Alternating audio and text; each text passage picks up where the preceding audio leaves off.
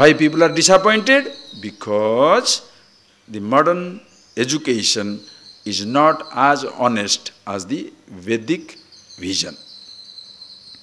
Because he says, be an engineer, everything will be done. Be a professional, everything will be fine. Be rich, everything will be fine. They don't say that this knowledge, physics, chemistry, mathematics, will make you rich, will make you educated, but you shall not be happy. At one time, your job will go, wealth may go, relations may go, that nobody talks about it. It is just like people, by chance you tell somebody, hey, suppose you tell somebody, I think I am going to, my heart is a little problem. If somebody says, I think you are going to die, what the other people say? Che, don't talk like that. Who? Huh? Don't do that. So you should not say somebody die. Hey, why don't you face it? Of course you will die. And do something about it. Telling the truth is not a wrong thing. Chances are you may die. Same thing.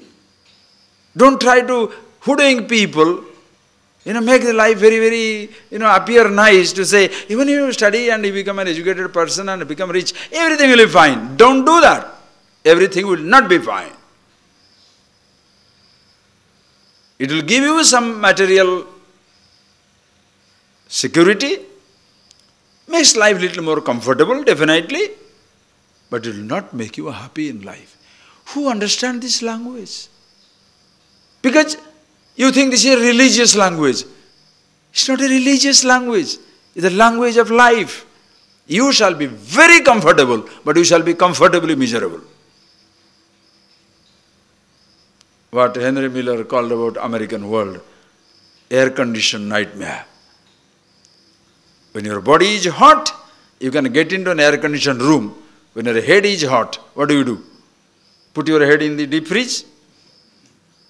It will not work out. Understand? That is the time necessary to know about yourself. So this is where the seed is planted.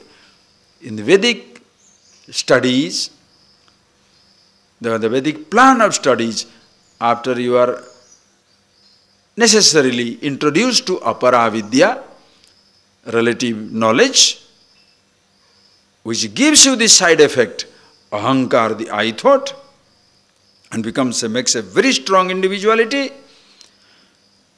So to take care of the side effect, you go into Vedanta, the Upanishad, helps you to know about yourself, who you are.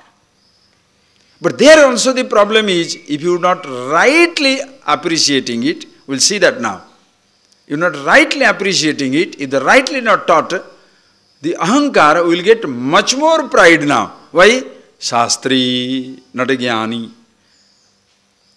When Arjuna says, Sthita pragyasya ka avhasa, samadhistasya kesava, sthitahi kim pravaseta, kim asita brajeta kim. When Arjuna asked this question to Krishna, Sthita pragyasya ka avhasa, what is the description of a wise person? How do you describe a wise man? Asita kim, does he sit down?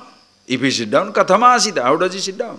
Brajeta kim, does he walk about? If he walks about, katham brajeta, how does he move about? When all these questions he asked, Krishna never said what he speaks, how he walks. Suppose he says, wise man always speaks in Sanskrit, always do some chanting. Most people believe that. Therefore, the fellow chanting, singing, dancing, I think he's a very wise man. Or doing some worship, he's a very wise man. Understand? How does he sit down? Lotus. You know what will happen? Tomorrow everybody will be lotus.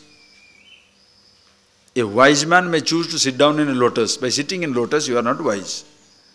Like a lawyer may put on a black gown. But putting on a black gown, do you become a lawyer?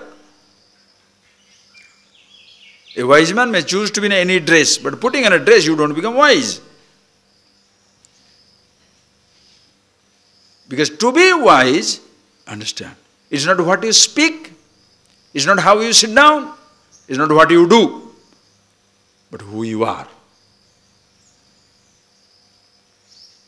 Instead of being myself, I pick up the informations and shastras.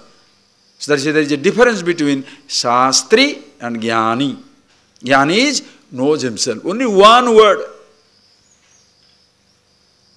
Rest is all description. Shastra is, all Shastras are in his head, full of knowledge, full of information, but means nothing. Bharasya vaha natu chandanasya.